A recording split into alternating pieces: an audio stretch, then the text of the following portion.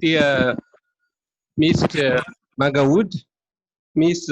Jaworowski, distinguished guests, ladies and gentlemen, good evening. I'm Lishan from the Department of Nuclear Power of National Energy Administration of China. Currently, I'm also a vice chair of IFNEC steering group and the co-chair of Nuclear Supply and Customer Engagement Working Group. After meeting you at the Washington conference last November, I'm honored to join you, but in the webinar today, I'm very happy to see you again and would like to take this opportunity to express the sincerest greeting to you and your family. In this webinar series, we would like to discuss the most concerned issue related to the SMRs and promote the sound development of SMR technology. Today's webinar is divided into 4 sessions. First, a brief introduction by the IFNEC steering group chair. Second, 2 speeches by Director General of NEA and me. Third, presentation by 4 panelists from emerging countries about the national program of nuclear, including SMRs, followed by a 20 minutes panel discussion. Fourth, 15 minutes question and answer between the audience and the panelists. First of all, I would like to invite Ms. Suzie Jaworowski, the IFNEC steering group chair, the senior advisor on energy policy and the communication of Office of Nuclear Energy of the U.S. Department of Energy, to give an introduction of webinar series. In her role as a senior advisor in the Office of Nuclear Energy, she provides political and strategic leadership to the office and manage outreach and educational efforts in the area of civil nuclear energy. She spent the majority of her career in strategic communications and government affairs for energy, technology, and government clients. Suzie, the floor is yours, please. Good morning. Thank you, Lishan. Thank you so much for hosting. I think we appreciate you in China and helping us with this great event. Welcome to everyone who's here and joining us today. This month is IFNEC's SMR month. In lieu of being able to be together in Dead Sea, Jordan, we're gathering in webinar format with our friends from all over the world to talk about mobilizing, deploying the next generation of advanced reactors in the form of small modular reactors. Today's session is going to be a special one, hearing from different countries on their deployment and perspectives on SMRs. So we'll hear from Kenya, Jordan, Poland, and Estonia from their different perspectives today. I also want to call to your attention that there's communications coming out from IFNEC, and if you're not receiving them yet, please visit the ifnec.org website and sign up for our newsletter, which just came out today, yesterday and today, depending on when you're waking up and receiving it. But it's going to be featuring perspectives from different countries all around the world, and all of our activities coming up this month. Each Tuesday in June, we'll be talking about SMRs and a lot of interesting topics, a lot of experts from around the world, and most importantly, bringing together cooperation on the peaceful uses of nuclear. So watch for our newsletter. Also, listen for our podcast. We have partnered with a group called Titans of Nuclear Podcast. So if you listen to podcasts, go on your podcast app, look for Titans of Nuclear, and there's a special IFNEC series on the podcast of Titans of Nuclear. Finally, we hope that we'll be all together again when we can safely be together in November at our IFNEC Week activities in Kenya, in Mombasa. And those activities will start November 9th, commencing on the 11th with the Global Ministerial in Mombasa. So without further ado, I pass it back to Lishan in China to introduce our speaker, Bill Magwood. Thank you. Thank you, Mr. Jaworowski. I wish to see you in reality. Now I would like to invite Mr. William Magwood, the NE Director General, to deliver a keynote speech, how SMR can enhance embarking countries' access to nuclear. Before taking up his duty as the Director General at the NEA, he served as one of the 5 commissioners to the U.S. Nuclear Regulatory Commission. From 1989 to 2005, Mr. Magwood was the director of U.S. government civilian nuclear energy program at the DOE. He has extensive experience in both the regulatory and the developmental aspect of nuclear energy, including at the international level. Mr. Wood, the floor is yours. Good morning, good afternoon, and good evening to all of you, and welcome to this session of the IFNEC. It's a pleasure to be here, and let me thank Suzie Jaworowski, who's chair of IFNEC, and Mr. Lishan, who is chairing today's session, for inviting me to say a few words. This is a very important global topic because, as we have seen from the current pandemic, it's become very clear to people around the world that availability of electricity is really the major asset of the 21st century. In the past, we talked a lot about natural resources as being the driver for economic development. And then it became availability of intellectual resources in countries. In the future, it's going to be all these things, but electricity availability will be key. It will be key for developed countries with industrial infrastructures. It will be key for countries that are bringing their people out of poverty and bringing people into the middle class. This pandemic has shown that we rely very heavily on electricity to entertain ourselves, to work remotely, to make sure that we can care for our friends and family, to enable us to live our lives in the fashion that we do today. And we believe that as we've seen, as things go forward into the century, electricity will become even more important. Electricity is poised to displace petroleum as a major source of energy for transportation, as well as for many industrial applications. In many industrialized countries, debates about energy are rife with ideology and politics, arguments about what form of energy to use and what not to use. And this is conducted in the comfortable idea that whatever happens, the power will always be on. We'll always be able to turn the switch and see the lights come on. In many other countries around the world that are still developing their industrial infrastructure, they don't have this conceit. They remain concerned about how to develop their economies, how to bring their people into the middle class, how to make sure their children are educated and have access to good medical care, to good clean water. This is a very important issue for countries around the world. And if we're going to see the dreams of people in the developing world be realized, electricity is going to be key. Today, there are over 1 billion people in the world without access to reliable electricity, and almost 3 billion people who lack clean cooking facilities. As we go forward and plan for this new century of energy, we have to also think about the people that don't have clean drinking water, the people that are dying. Millions of people die every year. About 6 or 7 million people every year die from air pollution. As we think about energy, we have to think about the impact on the environment. And of course, the world has come together to deal with the issue of CO2 emissions as well. So in the context of all these things, the challenge is quite significant. And as the world population grows from about 7.5 billion now to over 10 billion by 2050, you have to recognize that this problem becomes more and more difficult as we go forward.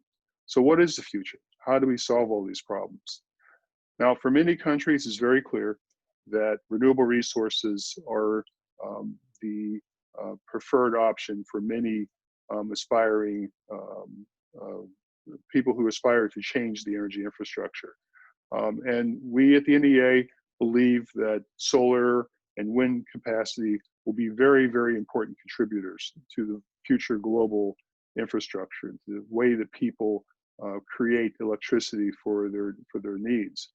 But we also believe, based on very careful analysis by the NEA, by the IEA, by many others, that it's very clear that these resources, these very important renewable resources, will not be able to carry the load alone.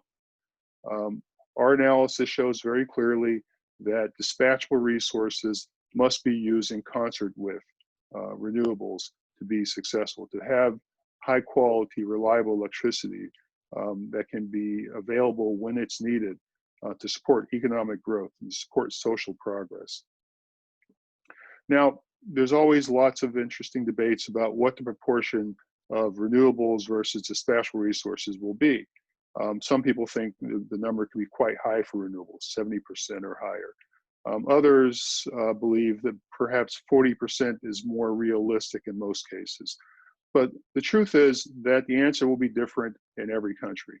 Every economy has different infrastructure, has different access to resources, and the answer will vary from country to country. And that's appropriate for every country to make a decision based on its own circumstances that's best for their people. But whatever the answer is, it is not going to be 100%. Even if it's 75%, where is the rest of the energy coming from? How do you stabilize your grid? How do you assure reliability? That is where the nuclear question comes into play. Because if you're thinking about improving the environment, providing access to electricity, nuclear energy, along with renewables, seems to be the formula that will give us the greatest chance for success. Now, many countries, including many of you who are listening today, believe that their countries will build nuclear power plants for the first time around the world over the coming decades. But many of you also have observed that there have been very, very high costs and complexities in building nuclear projects around the world. There's lots of examples of cost overruns, project delays, and these are things that give a lot of people pause. I have been spending a lot of time talking to energy ministers around the world, and I find that many of them who would like to build nuclear power plants simply blink when they see the costs and they look at the complexity and they wonder, can we be successful? And that is where I believe this issue of SMRs comes in. SMRs change this conversation about nuclear in a very important way, both for countries with deep nuclear experience and also for countries that are embarking for the first time. Because the SMR technologies that are being developed today have the potential for being built in factory, removing the complexity of building large nuclear facilities that we see today, providing assurance of cost so that there is no longer a question about whether your project will cost $3 billion or perhaps $15 billion when it's over. You'll have a clear cost, clear schedule. And more importantly, I think in many respects, an extraordinarily high level of nuclear safety, such that in the technologies that are being analyzed today by regulators, that the potential for having nuclear facilities with no offsite emergency preparedness is right at our doorstep. These are game changers. And this, I believe, will make SMRs a technology of choice for many countries around the world, including embarking countries that have not built nuclear plants in the past. Now, obviously, to be realized, these technologies have to come to market successfully. The first of these will probably reach the market perhaps as early as the end of this year. We'll see. But there are many, many technologies around the world that are being developed. You're going to hear about some of that over the course of this webinar. And what we will see is that every country will have the opportunity to look at these technologies, make the right decision for its infrastructure, for its people, and to look at how nuclear, along with renewables and other resources, can satisfy their needs for the long-term future. I believe that SMRs will provide a very important option for many countries, an option that will enable them to both have a very safe environment, a good quality of life, access to electricity and economic growth. In other words, nuclear enables us to eat our cake and have it too. And I think that's very important for all of us around the world.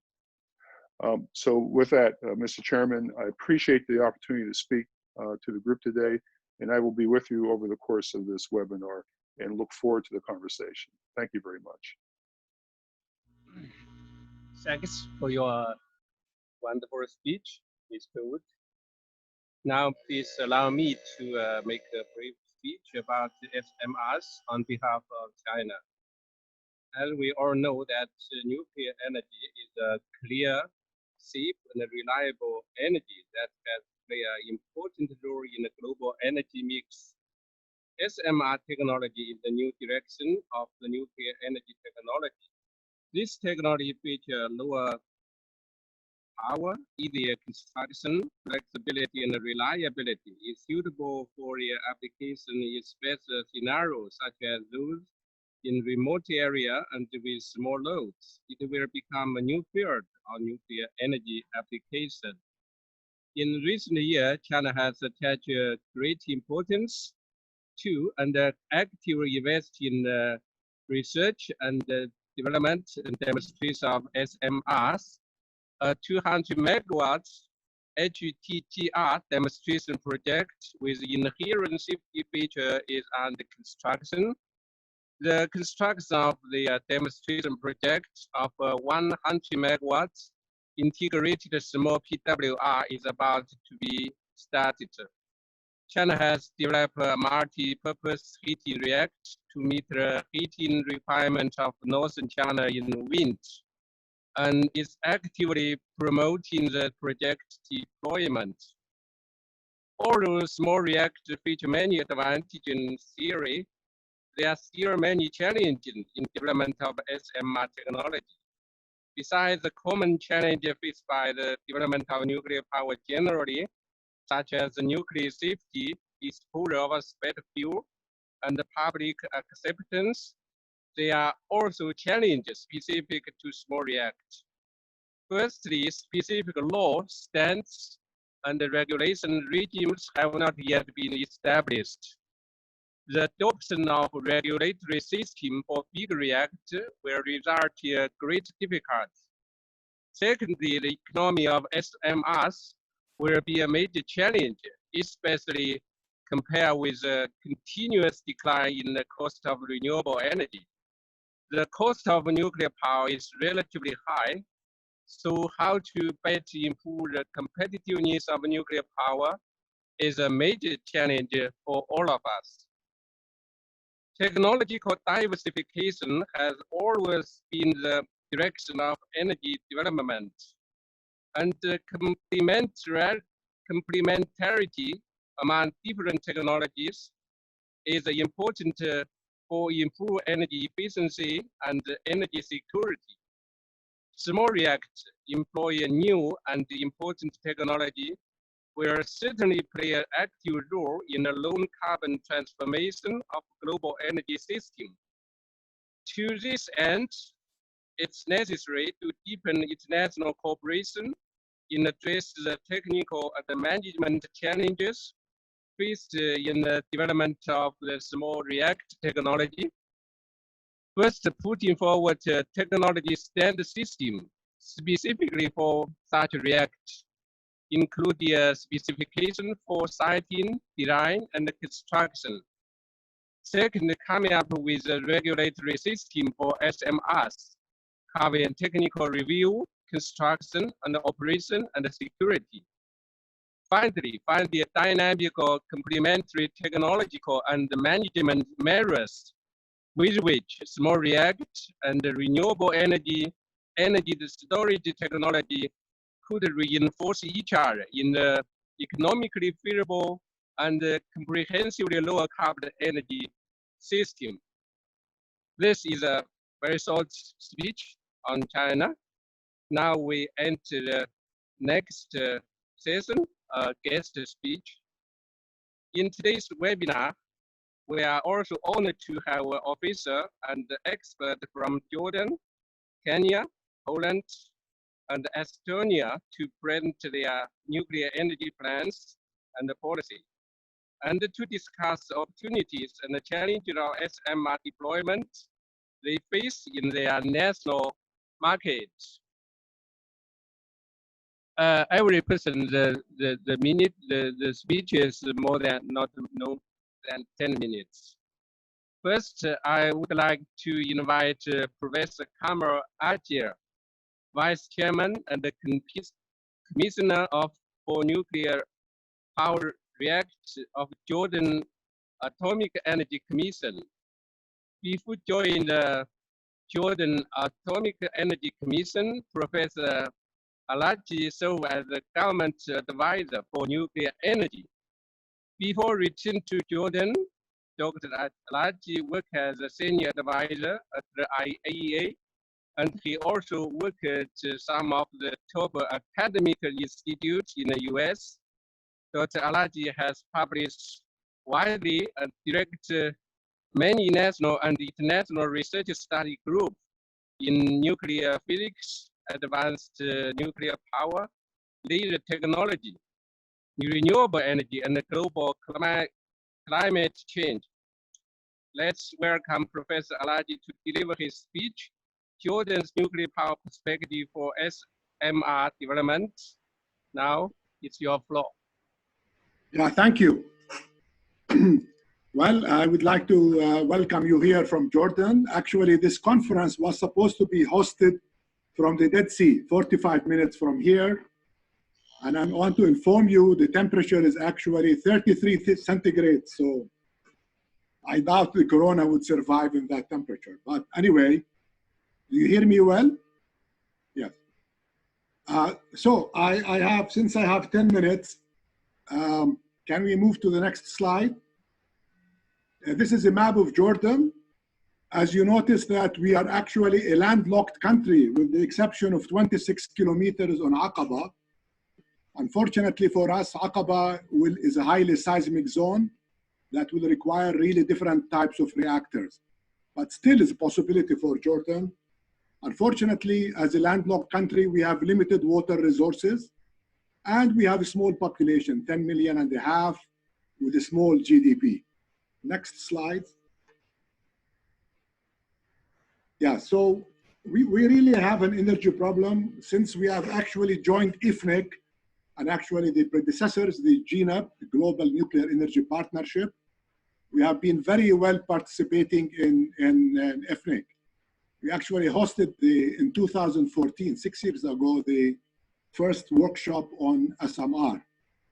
And at that time, we were really looking for SMR, but there were not many good forward-looking designs that we could actually deploy. So we actually moved to large reactors.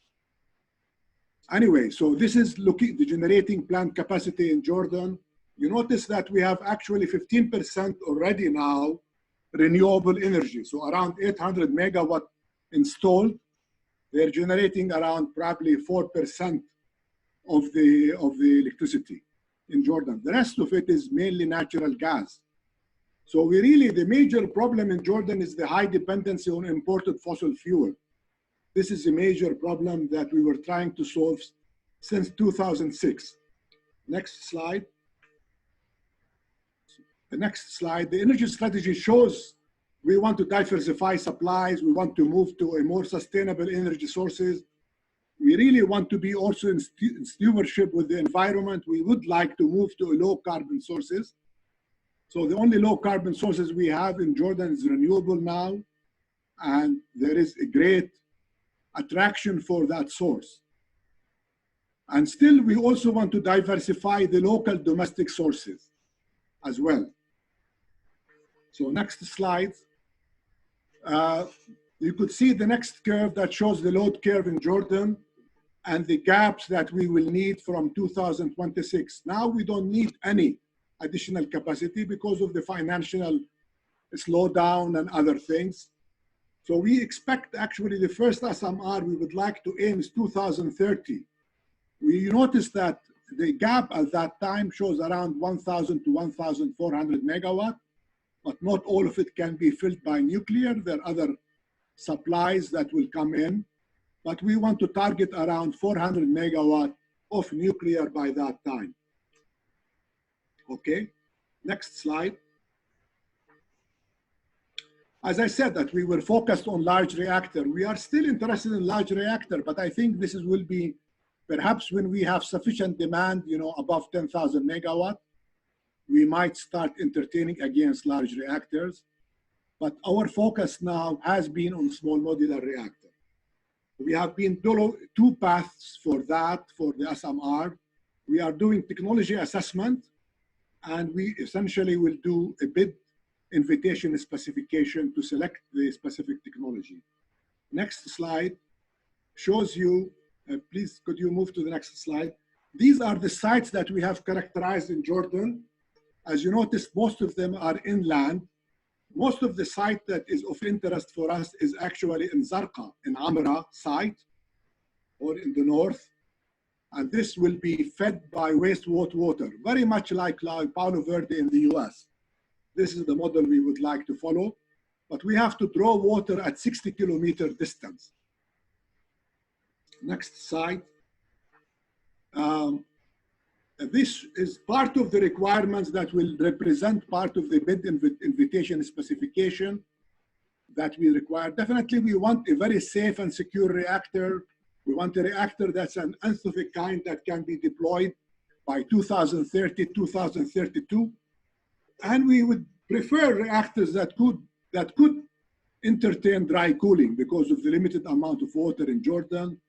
We also would like reactors that could withstand a large seismicity above 0.3, especially to be sited in Aqaba. And also we would be interested in cogeneration, process heat or hydrogen production or desalination. This will be an added advantage for this reactor. And since we are talking about inland reactors, the transportability of this equipment is important. So really a very heavy equipment is disadvantage. And definitely the price. It has to be competitive price to natural gas, to liquefied natural gas. Next slide. This shows you the steps we are. We are actually completing phase 1. And it essentially shows the down selection process. We have followed a very robust technology assessment technology based on the RTA from the IEA. And this was also supplemented by levelized cost calculation. Next slide shows you actually the details of this. So we have looked at the matrix evaluation, essentially of 150 items and important key factors for Jordan. And then we have looked at the pricing mechanism for that. Next slide. This is a sample of the technologies that we have actually looked at. So we focused on mainly on pressurized water reactors, light water reactors, and high temperature gas-cooled reactor. We excluded liquid metal reactors and molten salt for this stage. Next. So we are definitely quite aware of all the problems of SMR to deploy it, but definitely the major issues are the first of a kind. So we definitely give a higher weighting for designs that have already first of a kind will be built in the country of origin. We look for definitely design certification and licensability by regulatory authorities of the countries of origin is very important for us because we have a newcomer, regulatory body. We prefer international licensing if it's possible. And I think security is very important. SMR supposed to be dispersed in the country should be able to be dispersed worldwide. And you cannot really have the same security implications and cost for like large reactor. So security cost will be very important for that. Financeability is a major consideration as well. Supply chain, because we really don't want to be stuck with specific components of these reactors. Localization, unfortunately, will be limited for the first probably several modules, but we would like to partake in this localization Jordan, actually, we have no natural resources, but we have a human capital, and we have great ambition to partake in the technology development of nuclear, especially in the Middle East. And we would like to participate with the vendors to promote this technology in the Middle East first and worldwide. And we can, provide a lot of human capital and a lot of advanced engineering for that. Next slide shows the specific challenges from Jordan perspective. The most important one, the 400 megawatt represent around 6% of the gross domestic product. This is very big, still talk about the government budget. This is why we are really interested in BOO, BOT, in a joint venture with the vendor and technology suppliers. And we cannot really provide sovereign guarantee. So that puts some implications for the government of the vendor to help us in financeability and alleviating some of the financial constraints. And frankly, because of all the talk about SMR, I think this is supposed to be facilitated by the vendor and its government. So that is all my presentation, and I look forward for questions. Thanks to Professor Araj for your wonderful speech. If anyone has questions for Professor Araj, you can ask in the following session for question and answer. The next speaker is Mr. Erick Ohaga, Director of Nuclear Energy Infrastructure Development, Nuclear Power and Energy Agency, Kenya. Mr. Erick Ohaga is Vice President of Institution of Engineer of Kenya. He is a consulting engineer with Engineers Board of Kenya. Previously, he worked at the Kenya Power and Light in PLC and rose to the place of county's business manager. He has over 16 years vast experience in energy policy development, nuclear policy and strategy formulation, design, construction, contract management, operations, maintenance, and planning of the power system.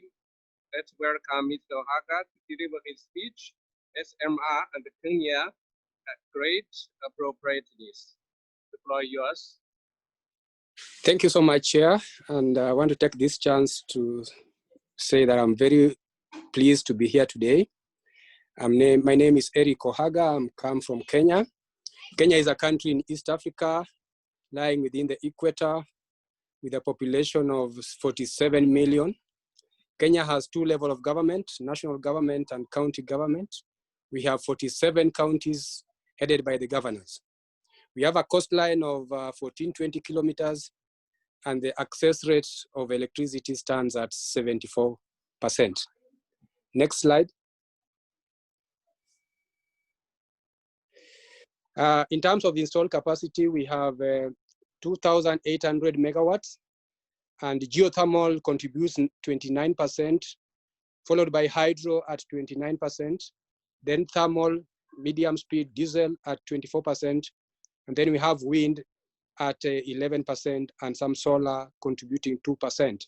And also we have some little export and imports from our neighboring countries of Uganda. Next slide. We have a peak demand as a 2020 of 1,910 megawatts. And we project that by the year 2039, when we look at the vision scenario, the peak load will grow to 10,000 megawatts. When you look at the reference scenario, we expect that by 2039, the load will grow to 6,000 megawatts. When you look at the low scenario, we expect the load to grow from 1,910 to 5,000 megawatts. Next slide. And as far as the generation is concerned, Kenya has considered the establishment of nuclear power plant as included it in our energy mix. And we expect that by the year 2035, we shall have our first nuclear power plant coming into play as one of the sources of energy mix in Kenya. Next slide. Now, the nuclear power program in Kenya started in the year 2010, when we had the National Economic Council recommending to the government of Kenya to include nuclear as a source of energy. And in the same year, 2010, the nuclear power was incorporated in the National Energy Plan. And in the same year, in December, a nuclear energy project, that was a body that was established to ensure that it promotes the inclusion of nuclear power plants in Kenya. And eventually in 2019, Nuclear Power and Energy Agency, this is a corporation that I work for, was established with some added mandate of ensuring that research and development is carried out for nuclear power and other energy sources. The same year, 2019, Kenya passed the nuclear law, and this one established the Kenya Nuclear Regulatory Authority that is supposed to form the regulation for the development of nuclear power plant. This year, 2020, Kenya is planning to start the characterization of the best site and the alternative sites, which we have already identified, and we'll be moving forward to having the consultant and the contractor on site. We're also looking at the feasibility study for the research reactor that we intend to deploy in the country. Next slide. Kenya is also following the milestone approach. We are in the tail end of the first phase. We are taking into the consideration some aspects of the second phase. We were supposed to have the second INIR mission this year in March. That was not possible because of the pandemic.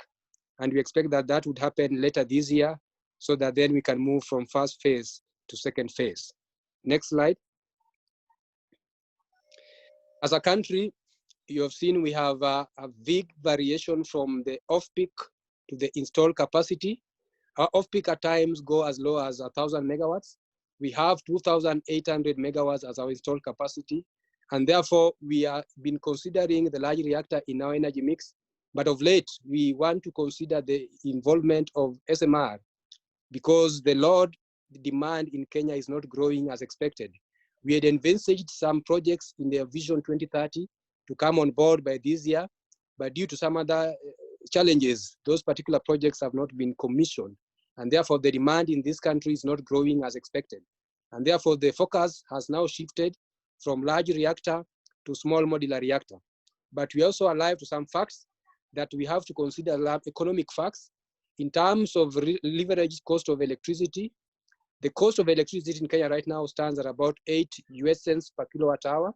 And we expect that when we introduce nuclear power plant in the year 2035, that cost will go to about 14 US cents per kilowatt hour, and then reduce to 11 US cents in 2039, and eventually continue reducing to about 8 by the year 2044. We know that there are economic factors and there are these issues to do with the size. The size will not give us much of the economics of scale, but still we want to consider SMR.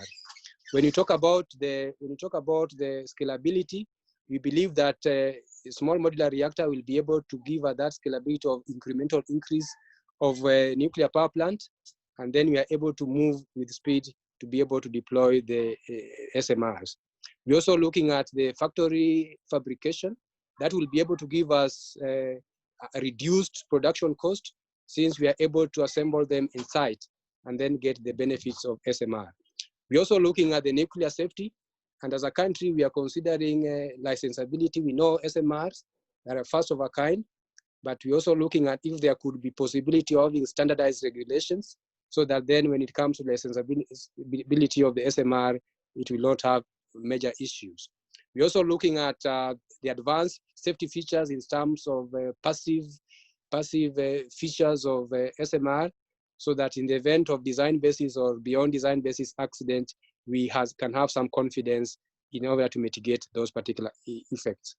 We're also looking at the cogeneration capability of our nuclear power plant, and in this case, the SMR, if they will be able to give us desalination facilities, and also if they will be able to give us some hydrogen production in that sense. We know that within our coastline, which is about 1,500 kilometers stretch, most of the inhabitants along those areas have a serious problem of clean water. And therefore, we anticipate that if we could use the SMR for desalination purposes, then we'll be able to meet the demand of clean water within the coastline. We also alive to the fact that decommissioning of any nuclear power plant has a component in the leverage cost of energy. We also alive to the fact that countries like the UK, like this white Sellafield, had a decommissioning amounting to about 120 billion pounds. That is a substantial amount, and we know this amount will go into the tariff. As a country, our country is so much concerned about the subsidies and the tariff, and any cost that will bring that tariff up will not be very favorable in our country.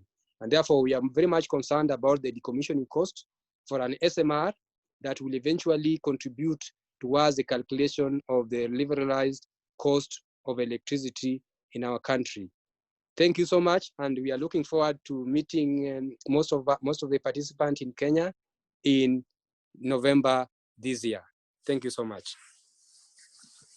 Thanks to Mr. Ohaga for your excellent speech.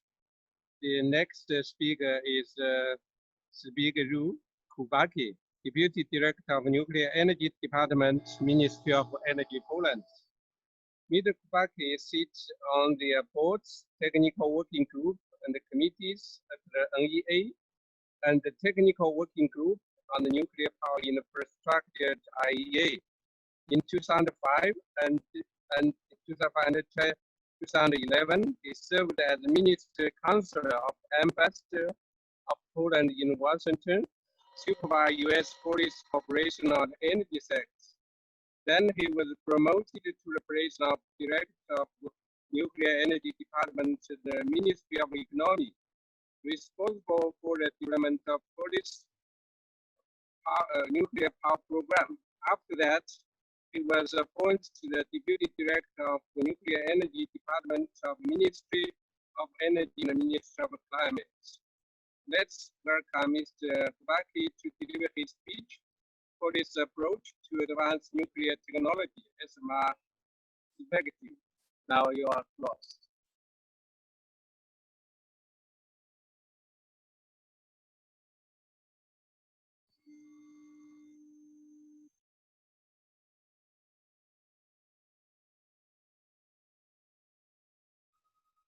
Good. Present the Polish energy policy. Poland is a country without nuclear power. So we are introducing the new energy policy for the years up to the 2040.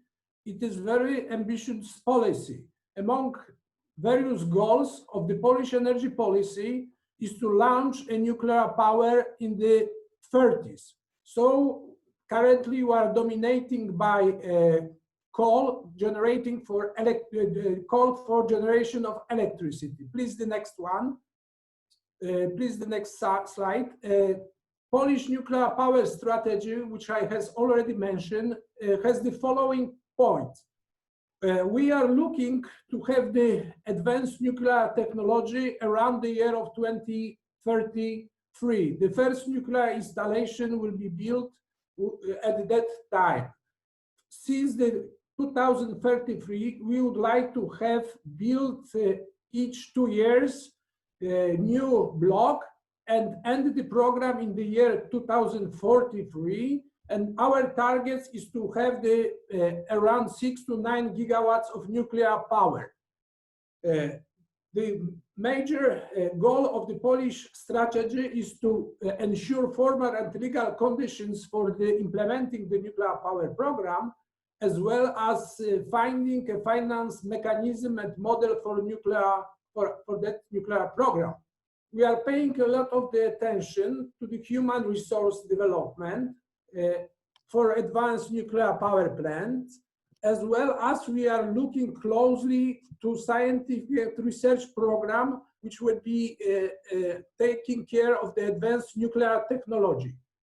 We, at the same time as we are talking about the SMRs, we are evaluating the possibilities for and perspectives for small modular reactor technology in Poland.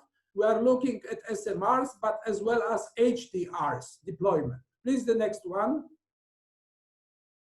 Next slide, please. What are the specific perspectives on SMR in Poland?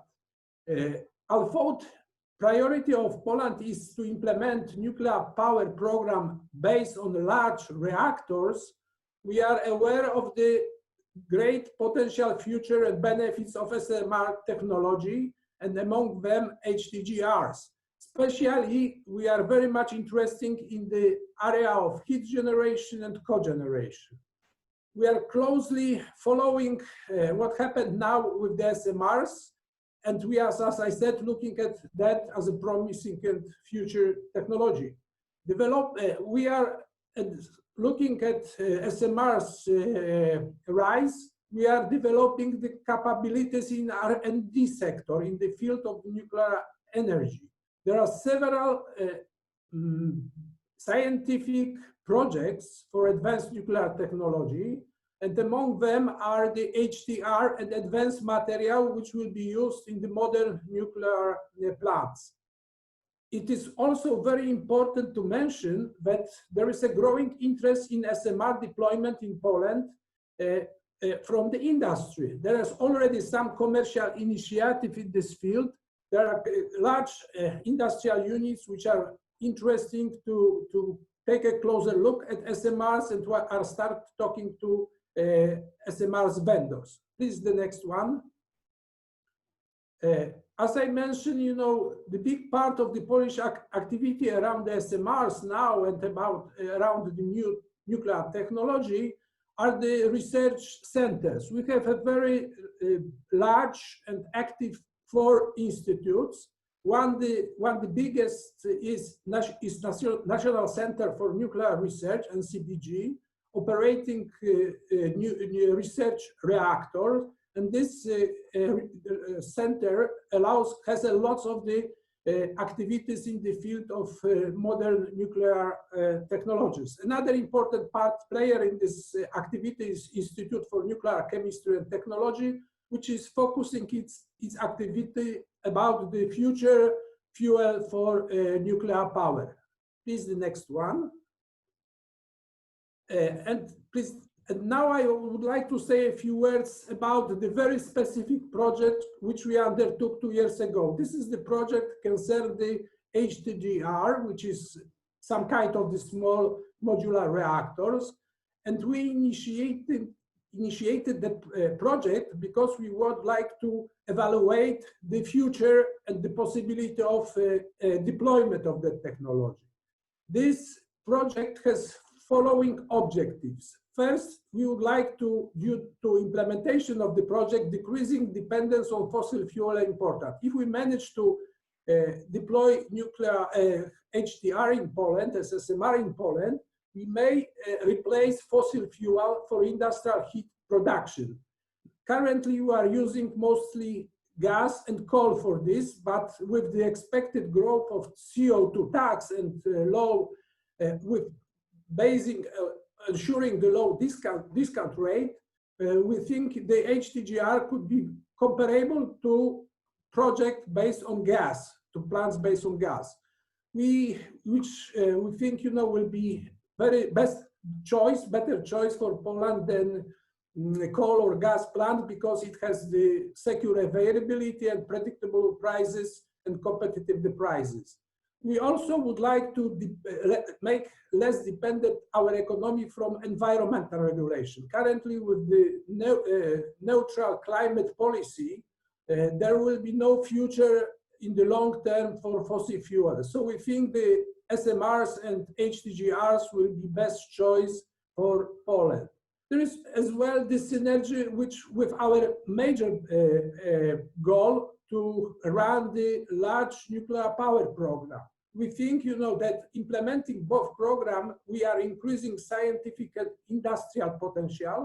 We are upgrading the regulatory framework. We will be developing our human resources, and it helps us to build a supply chain which will be beneficial for a light water reactor project and in the future with the HTGR. Please, next one.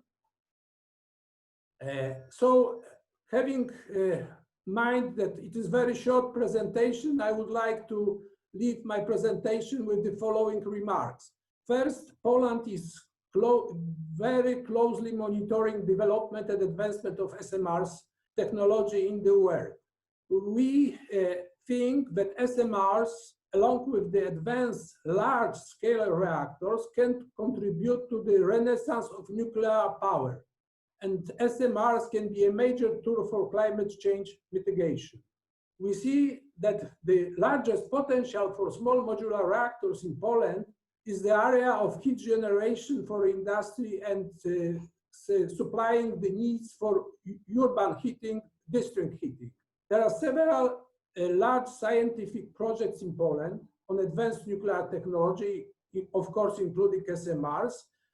But the priority, as I mentioned, is still the large-scale reactor because we need nuclear power to change dramatically energy mix in the coming decades and producing the large quantity of electricity from nuclear power sector and decreasing dramatically the emission of CO2 and pollution of CO2 in Poland.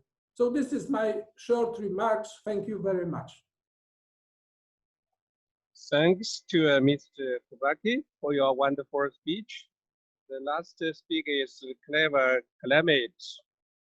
Clever Clement is a co-founder and CEO of the Fermi and Kenya, a company established in the earlier 2019 by Estonia nuclear energy professional and businessman to develop a small modular reactor deployment in Estonia.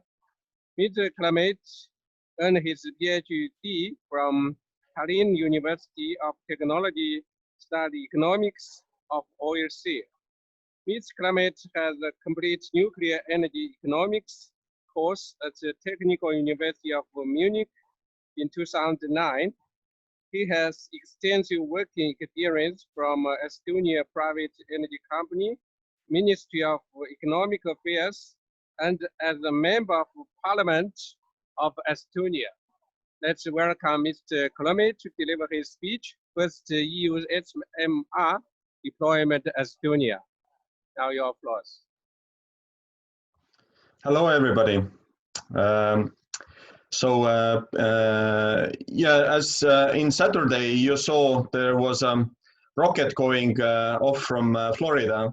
That was a privately developed company developing a rocket and rocket science, and more successfully and at lower cost than previously NASA did.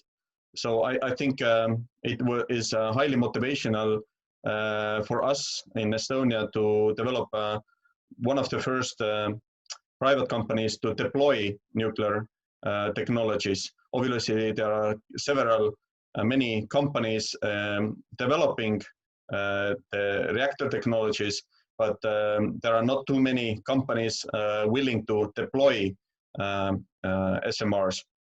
So we see a market niche there, and we see also how renewable energy works at open markets, that there are multiple of development projects all around Europe that are actively developed and financed with private capital. And I believe the nuclear energy needs to move in that direction. So yes, we are a group of people that work now or already second year very systematically in making a very strong case that SMR deployment is possible in Estonia and is profitable in Estonia. And I'm hoping to go over the reasons why that is, and we're making good progress. Next slide, please.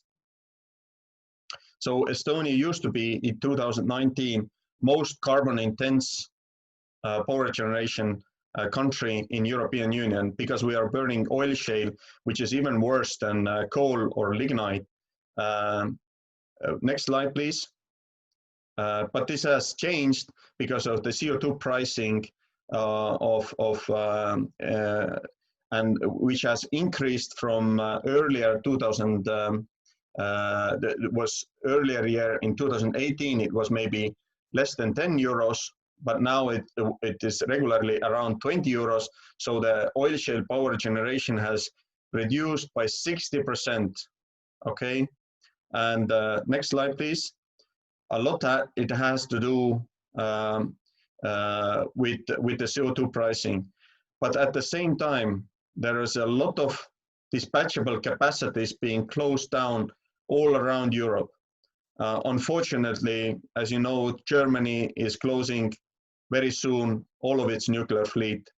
At the same time, a lot of coal units are being shut in UK, in Netherlands, but also some are getting old in Poland and in Estonia. So they're getting shut and being displaced with intermittent capacities. And at the same time, relevant for Estonia is that from Scandinavia, there will be major interconnections to continental Europe and UK. Next slide, please. Very importantly for Estonia, the Baltic countries have decided already some time ago that by 2026, Baltic countries will desynchronize from Russian, Belarusian grid system to continental European system through Poland, meaning that the current imports that were 9 terawatt hours to the Baltics out of consumption of 2028, they will discontinue, meaning we have to increase massively imports from Sweden and Finland under presumption that we will not export anymore to Poland, which was the case last year. So the market will shift significantly, and I strongly see that the CO2 price staying relevant and that nuclear capacity can easily outcompete any fossil capacities. Next slide, please. So we have looked at many designs that are in development on SMRs, but what seems to be A, the simplest, B, the most, how to say, soon to the market, and B, that is really nicely cooperating with us, supporting our studies with good quality data, is GE Hitachi design of X300 that is very much based on the previously licensed ESPWR, and has, I think, good perspectives to be reaching the goal of $35 of LCOE. Next slide, please. But I have to say, we haven't done the down selection of the final technology, but the X300 is the reference case. I see a fundamentally very good business case of SMR deployment in European Union, where the official policy goal is 0 carbon emissions, net carbon emissions in 30 years. That's a massive, massive, massive goal, including transportation, industry, and heating, which is very important in the north, where we are, like Poland. So, and it means also that all of the natural gas that doesn't have carbon capture and storage has to be shut down. It has to be shut down and has to be displaced somehow. And I can't see intermittent capacities to be able to do that. Yeah, unfortunately, the intermittent capacities, they do have very low capacity factors. 26 for wind, the factual capacity factor 2019 or EU average, and for PVs it's from 10 to 20. It is very bad, very, very, very bad capacity factors. And you can't make sun shine if it doesn't shine. You can't make the wind blow if it doesn't blow. And it's so easy. So I see that the market for SMRs is really significant if you can reach the levelized cost of 35 euros or dollars per megawatt hour. Next slide, please. So back to Estonia. I got confirmation today that the government is seriously considering establishing a nuclear energy committee.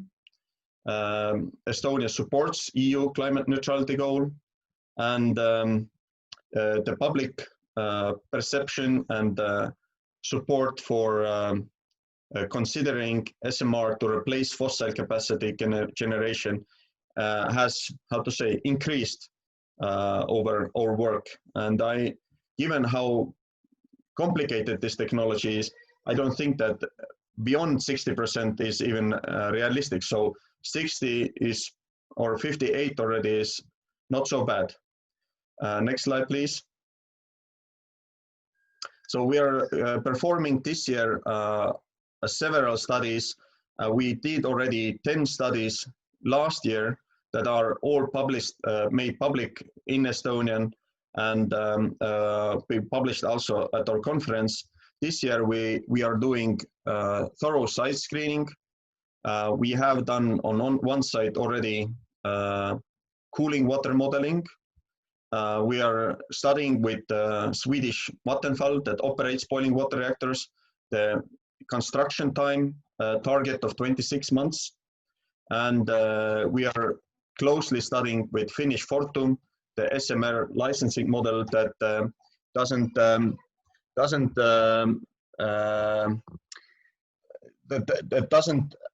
have the domestication of the safety assessment report.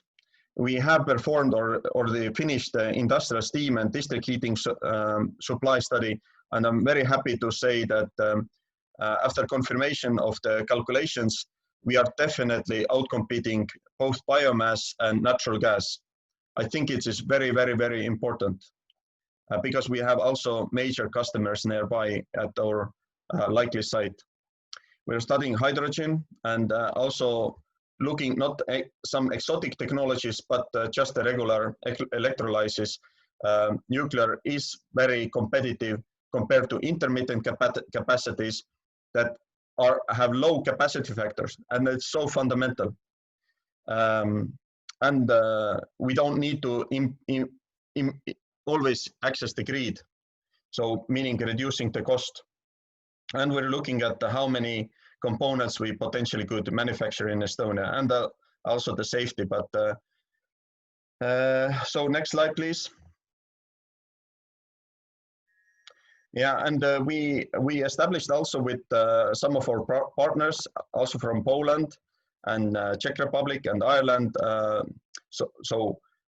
European SMR Alliance of companies that are really serious about how to deploy, to develop a business case around SMR deployment. And I think we will have more members joining this group of having common workshops and discussions and sharing our experience and know-how, not just studies, but real business information.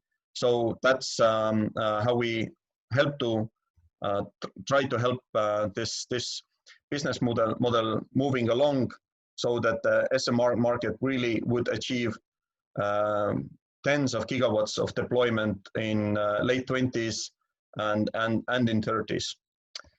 So that's about it. Next slide is. Thank you very much. Thank you for your speech. Now we have finished our whole speech, so let's move to the panel discussion session. First of all, I would like to ask all panelists 2 questions. Then please answer in turn. We know that the 4 countries with the 4 panelists have one thing in common, that they are all emerging nuclear power countries. They have done a lot of preliminary work, such as research and technical preparation, but none of them have really started the construction of nuclear power. Compared with other energy technology, I think nuclear power has its technical and management particularities, whether the choice of technology or the decision of project construction is a very important issue in any country. We know that the two nuclear power accidents, Chernobyl or Fukushima, have brought great adverse effects on the development of global nuclear power. The development of nuclear power is greatly questioned in all countries, and the voice against nuclear power is also very strong, especially the rapid development of renewable energy technology. Renewable energy technology is simple, and the management is also easy, and there are no safety issues. The choice of the energy technology now is already very diverse. So I would like to ask for guests and such energy development situation, what are your main consideration when choosing the power, nuclear power or small reactor? This is one question. Then I want to know what do you think is the biggest challenge facing now in order to realize the construction of nuclear power plants in your country, not just conduct research or discussion. So I wish for a speaker panel can have some words about my the two questions. First, with Mr. Araj, would you like to share your insights very simply?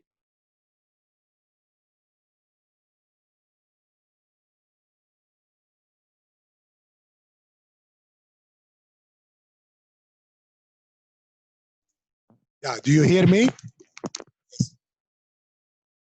Yes, you can hear me, actually.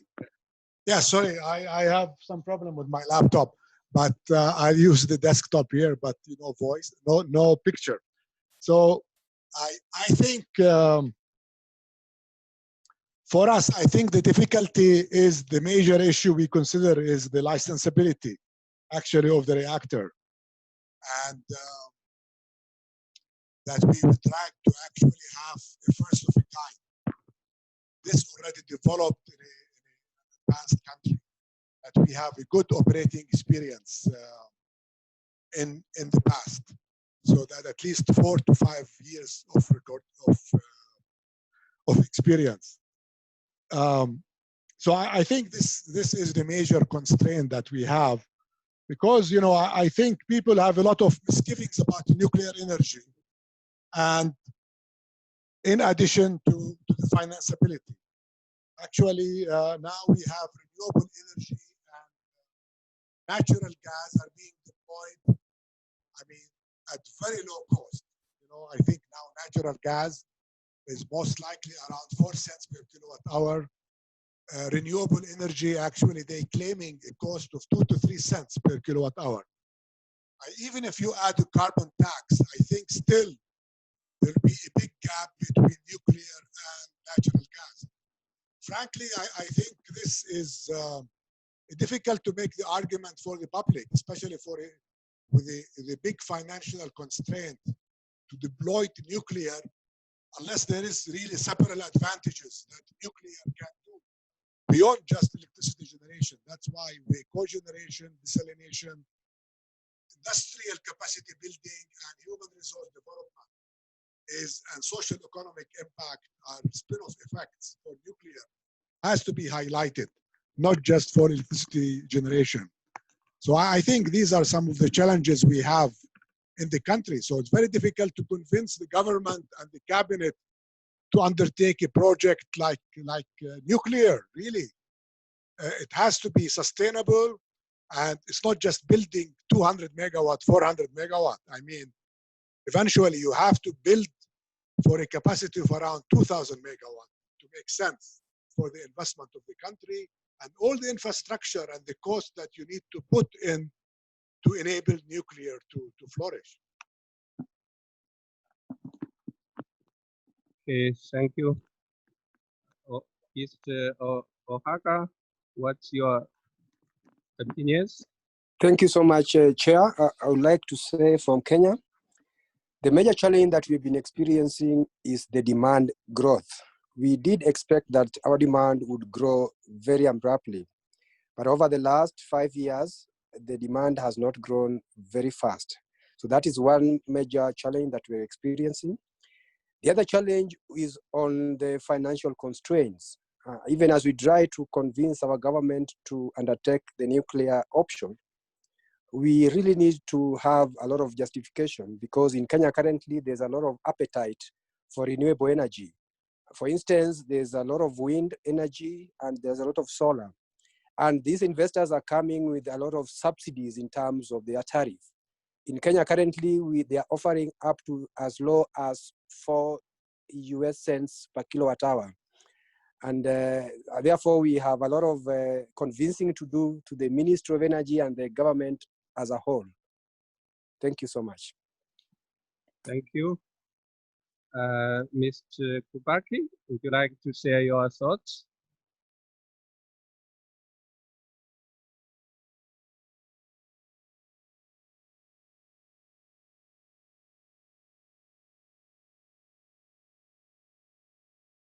Thank you very much. So we, as I said, we are monitoring very closely what is happening on the SMR markets, but we think that still there are a couple of elements in which still has to be done. First, we still thinking that cost effectiveness, we don't know yet how much will be the costs of the generation of the electricity or heat from the SMRs. Unless there will be first SMRs operating, that is a question, to be confirmed really how much would be the economics of these SMRs. Secondly, we are considering the question of the commercial maturity of the project. So we think, that still the timing of the SMRs availability all over the world is something which we still should little bit know more, because it looks like, that they will be available somewhere in the 30s, but we don't know yet what will be date when there will be ready for deployment on a larger scale. And finally, we consider as a Poland, I mentioned in my presentation, that we see the SMRs in very specific application mostly, For us, the important sector is industrial heat generation and district generation, because we still, as I said, mostly use coal and to less extent gas for this purpose. But with the policy of climate neutrality, the fossil fuels will be very questionable in the long term. So we'll have to find substitute. It looks like the SMRs can be very good place for generation of the district heat, for example, close to the cities. So there is many questions which still has to be raised. And I said, as a country, we are following that, as well as we are engaging the Polish research and development sector to investigate how we can contribute to development of advanced nuclear technologies. Thank you. Yes, thank you. Mr. Clement, do you have any ideas? Okay. I think Mr. Kubacki is very correct. What is decisive is which reactor is most closer to deployment, which vendor really has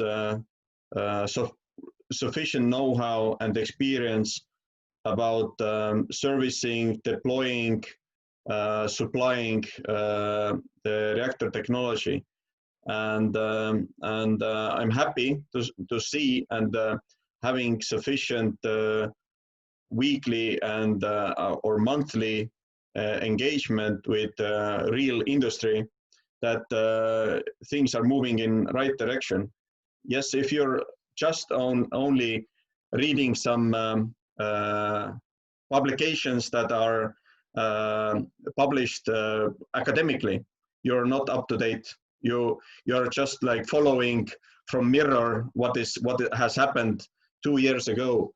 But if you speak like in regular exchange with developers, I think the American Advanced Reactor Deployment Program is so important, and it has fixed commitment that in 7 years the reactors have to be deployed. And I do think also that the vendors themselves are under significant commercial pressure, not to just waste time, but to really have commercial deployments, like seriously, like making money. And this is what it's about. And if this is the business case for them, and they have the capability to execute, I don't have any doubts that there will be multiple units deployed before this decade is out. So, and I have happy news for Zbigniew as well, that we are absolutely certain that the district heat will be provided for less than 25 euros per megawatt hour from SMR that mostly provides power. Okay, thank you. Next, I would like to ask Suzie and Magwood a common question. Both of you are famous people in global nuclear energy, and you have a deep understanding of the characteristic of nuclear power, and also very familiar with the development history and the current status of global nuclear power. So I would like to ask, what are the main difference between the current global nuclear power developer environment, including small reactors, and the rapid developed environment of nuclear power in 1916 and in 1970. So it is still, do you think, possible to develop nuclear power on large scale today, or how should the world cooperate to promote the further development of nuclear power? Suzie, please, can you give our opinion? Yes, it's an excellent question. I think that the difference is what we're hearing here today. It has to come down to cost competitiveness. It has to come down to policy that's in line with what the government's goals are. And it has to come down to environmental impacts. And so the difference is that today's product line, if you will, of the smaller, more economical, environmentally friendly, safety conscious products are coming into market, and being able to develop those first of a kind and have them be deployed commercially, once that starts to happen and people are seeing the deployment happen, I think that will break down a lot of barriers, because cost competitiveness is in line now, and the other policy factors and environmental factors support our product line that is being deployed in the next 10 years. Bill? Thank you for the question. I think it is an excellent question, and I agree with Suzie's comments. I'll make a couple of observations. One thing I would note is I was listening very carefully to Professor Araj's comments, and he said something that was extremely interesting and it's worth noting, that in his view, I believe the number was that he needs to see at least 2,000 megawatts of capacity to make the overall effort to deploy nuclear in his country worthwhile. I think that, paraphrasing his comment, he might want to comment further on that. And that's a very important thought, because that is really the question about whether the future will be different from the past. If these small modular reactor vendors are successful, they will prove him to be wrong. Because what they will prove is that small modular nuclear plants can be deployed the same way you might deploy any other piece of infrastructure, like or buying an airplane or something like that, where you are not making a societal commitment to a technology as you do today with nuclear. See, that is true. What he said, if you look at nuclear in the traditional sense, what he said makes complete sense, because you have to set up a huge infrastructure to build and operate, maintain a nuclear reactor in the country. It's a very complicated exercise. But I think the vision of some of these small reactor vendors is that they will turn nuclear into the kind of commodity that other technologies are. That you can take a nuclear unit, install it where you need it, and it will operate for a period of time. And then when it needs to be serviced, people will come and service it. And it will not be a societal commitment the way that nuclear is today. So that, I think, is where the difference will show itself. And quite frankly, we don't know if that future is really possible, because a lot of licensing issues, technical issues, societal issues, regulatory issues, all of these things have to be worked out over the next decade or so. But if you look at it from the most ultimate success, the vision of where you can simply buy a nuclear plant the way you buy an airplane, and if you have 3, you don't have any more, that can work, and that vision is something that could happen. And I'll conclude with, and I think a couple of the speakers mentioned licensing. This is going to be extraordinarily important, and it's something that we at the NEA spend a lot of time working on.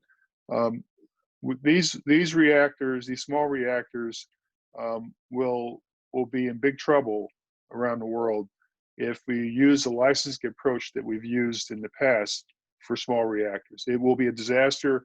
Nothing we're talking about will happen, because it'll be too hard. It'll be too hard, it'll take too long, and it'll cost too much. So we have to have another way of licensing these systems. And we're working on that with several countries now. And if that can be solved, I think the door is wide open. May I comment on that?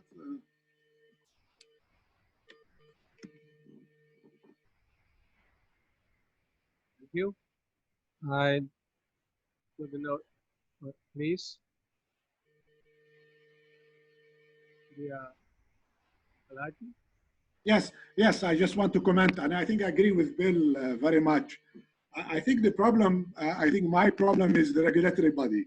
I mean, you need the regulatory body regardless of the size of reactor, unless we find some more intelligent way to do licensing, because still you need the whole structure. I mean, we have a small 5 megawatt research reactor, and we had a regulatory body to license that. Also, the other issues, the agency, the milestone document, they claim that they don't have to modify it for SMR, exactly the same for large reactor, which I think is a mistake. And I think they need to reduce the requirements, as you say, to make sense. The other thing is the waste repository. Now, definitely, if the vendor is willing to take back the waste, that will be great, because still you need to build the waste repository, which is, several $1 billion for 200 megawatt. That's why I'm talking about 2,000 megawatt, to make sense, to essentially amortize it over a longer investment. But I do agree with you. It ought to be a different way to approach the SMR to make sense. We cannot treat them like large reactors. And also, one of the questions I noticed about the licensing and the cost of licensing. Frankly, our regulator will license the SMR like any other large reactor. Actually, it's willing to give us a discount on the next third module, unless they're done within 2-3 years. So that also has to change. Otherwise, you're saying, oh, it's the same PSAR, the same documents I have to review. Why should I give you any discount? I will need the same to review the whole chapters of PSAR. So also the cost of licensing is big, but that's not the most big chunk of the cost. Okay, thank you. Everyone's answer and the comments to the question are very exciting, but the time is limited. So now the discussion for the panelists ends here. Let's move on to the next session, question and answer. If anyone have any questions, please use the raise hand feature, unmute yourself and speak after you are given the permission. You can also type questions in the section.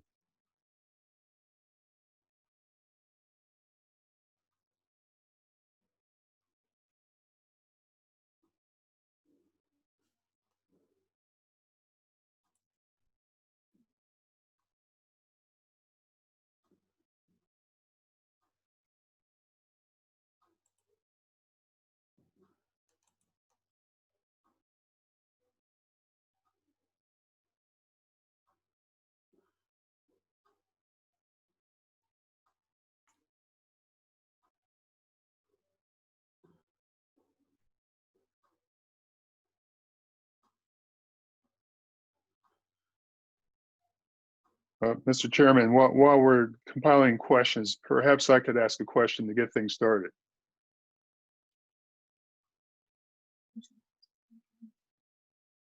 If you don't mind, I'd be really curious to ask a question of Mr. Kamal. He made some very interesting presentation, and he said something that surprised me, which was that he envisions a market in the European Union of 300 SMRs over the next few decades. Does that mean that he thinks that the atmosphere in the European Union, which is now not really looking at nuclear as an option, do you feel that that's going to shift dramatically in the next few years? Yes, very much so.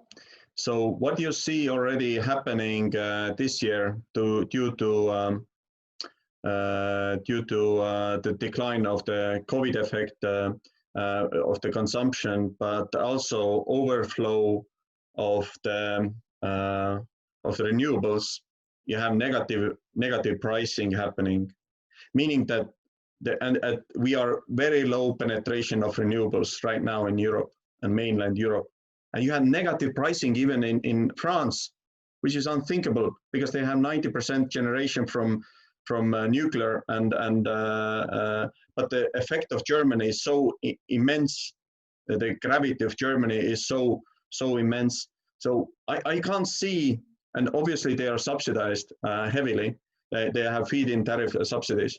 The factuality is similar as in California, that if there is so many hours of negative pricing happening, then the investor doesn't make a return.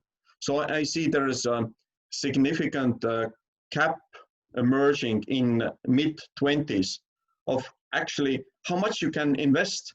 Because if you're investing more in wind and the wind is blowing fairly in the same area, not a particular small area, but the depression, like meteorological depression is a large area, or the sun shines mostly around a big area, like the whole of Central Europe or Northern Europe, then you don't have the at least market system, and even if you are subsidized, you have negative returns on your investment. So it doesn't make sense. And also it doesn't provide high temperature. And also for hydrogen production, actually, it is so bad because the load factors are so low and it's so dispersed. It's different than a small modular nuclear that can be localized close to the industrial facilities, has high capacity factors, and doesn't necessarily have to have grid access. So providing electrolysis, constant feed of power, if the hydrogen is to go substantial energy provider. So I see very positive signs from Netherlands, from UK, also from Finland, Sweden, Poland, Romania. Obviously, in our country, we are doing our work. If those countries are moving forward, bringing something new to the market, then I think the wind and solar market is getting saturated. I mean, it's kind of old play. It's boring. It's not new. It cannot bring anything new to the market. But nuclear, whoa, it's a whole different ballpark. It's much more interesting. And that's why we have people turning to Fermi Energia. Okay, you guys are doing something interesting.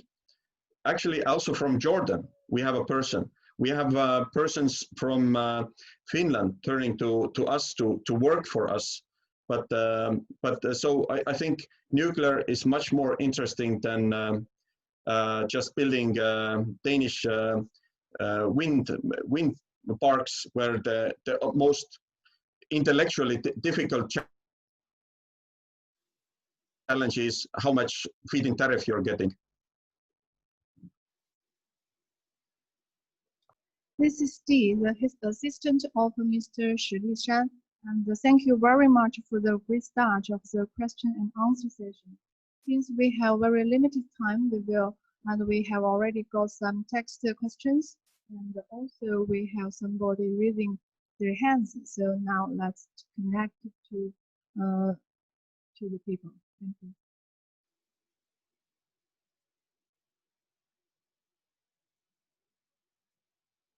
Please introduce yourself first and then ask the question.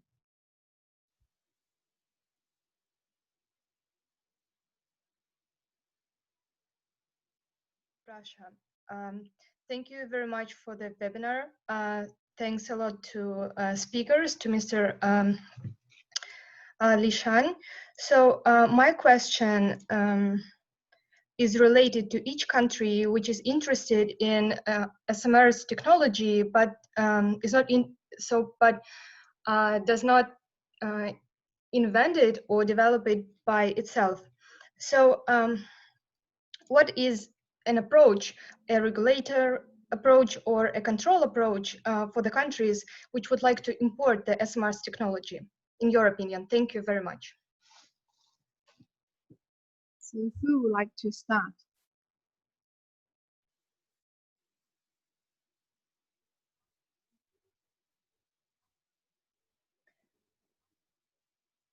Dr.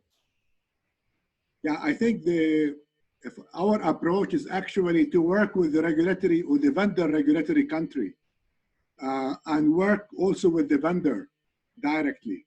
So this will be a very fast way to come up to speed to the licensing process of the technology, and also, you know, send some fellows to the vendors or to the regulator or to some of the Atomic Commission labs to actually learn the technology and to speed even when we are under discussion of the various contracts.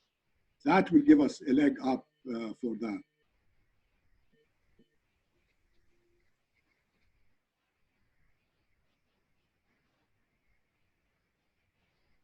Thank you.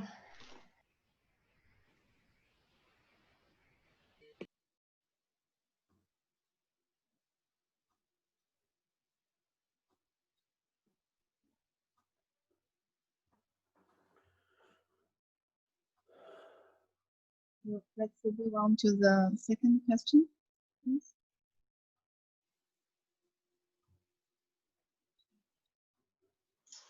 Mr. Makambe, you have the floor. Thank you. I have a question. I think only Kamal Araj referred briefly to the issue of the management of spent fuel.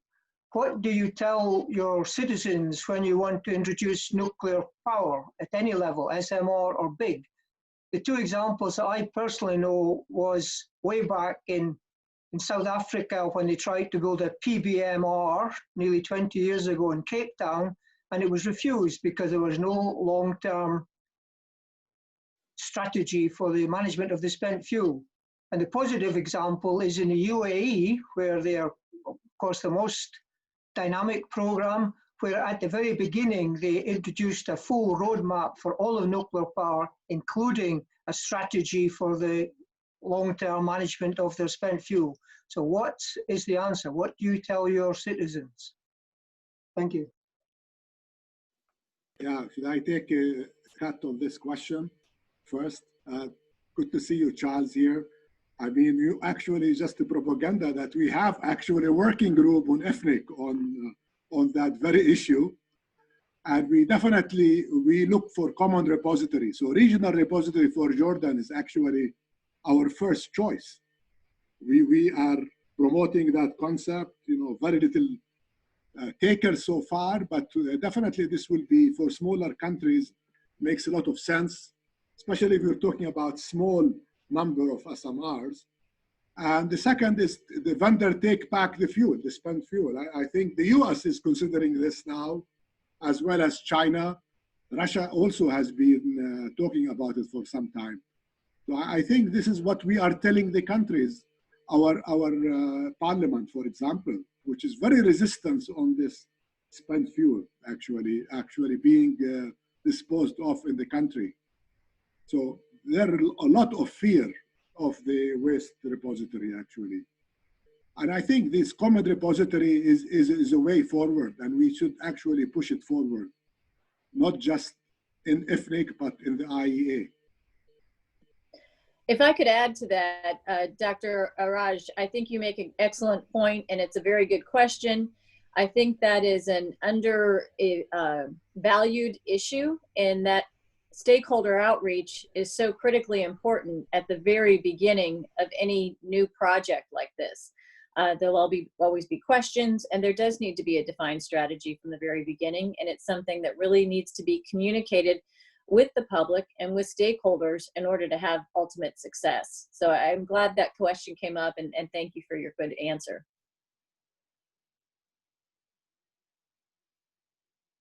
I wonder if the chair will let me just jump in for a very brief comment about this. It's Please. A very important issue, an extraordinarily important issue, and an excellent question. And I think Professor Raj's response was very good, so I won't repeat what he said, but I will add that the most important thing to remember about this issue is that particularly for light water fuels, the disposal is not an insurmountable technical question. It's something we understand very well. We have a lot of confidence that we can dispose of this fuel very effectively. Finland will be the first country to have an operating disposal site. So from a technology standpoint, this is not an insurmountable challenge. It's a long process to develop a repository, but it's something we know what to do. The difficulty is entirely a public policy, social relations, stakeholder engagement issue. It's how to find a site and convince people that the site is safe and effective. And that is not a technical issue. It's more of a sociological issue. And every country has to deal with this in its own way. But the concept of regional repositories makes a huge amount of sense. And so we'll see if that actually is possible around the world, because it would certainly address small countries' issues. And also, as Professor Raj mentioned, some possibility of take back is also something that should be looked at. But this is not a technical issue that we can't solve. We will deal with this. It's a matter of having the right sociological policies to enable us to find sites. Thanks all the guests and our audience. Due to the very limited time, the question and answer session ends here. I would like to thank all of the panelists for attending the seminar webinar, for your attention and active participation. My special appreciation to IFNEC secretariat for your support and assistance in organizing this webinar. The focus of this conference is nuclear power planning and SMR deployment in emerging countries, and we have had in-depth exchange and discussion. This sort of event has yielded fruitful results. Please follow up and join our webinar series in the future. Thank you very much. Goodbye.